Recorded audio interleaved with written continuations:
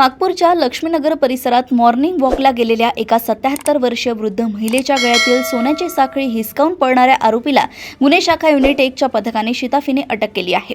4 April रोजी अनुपमा शिरास या वृद्ध महिला सकाळी फिरण्यासाठी गेल्या असताना दुचाकीवरून आलेल्या चोरट्यांनी त्यांच्या गळ्यातील सोन्याची माळ जबरदस्तीने ओढून पोबारा केला होता। या घटनेमुळे परिसरात एकच खळबळ उडाली होती। या प्रकरणाचा तपास करताना गुन्हे शाखेने तांत्रिक पुरावे आणि गुप्त बातमीदारांकडून मिळालेल्या माहितीचा आधार घेत तपासाची चक्रे फिरवली। अखेर 14 एप्रिल रोजी दुपारी 4:30 वाजताच्या सुमारास पोलिसांनी सचिन नथू शाहू या आरोपीला बुट्टीबोरी परिसरातून ताब्यात घेतले।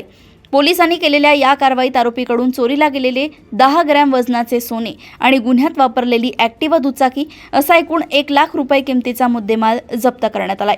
अटकेनंतर आरोपीने आपल्या गुन्ह्याची कबुली दिली असून त्याला पुढील कायदेशीर तपासासाठी बजाजनगर पोलिसांच्या स्वाधीन करण्यात आले। वृद्ध नागरिकांच्या सुरक्षेच्या दृष्टीने ही कारवाई महत्त्वाची मानली जात असून गुन्हे शाखा युनिट 1च्या या कामगिरीचे कौतुक होत आहे। नागपूर येथून क्राईम रिपोर्टर विशाल सोबत ऐश्वर्या शिंदे यांची रिपोर्ट।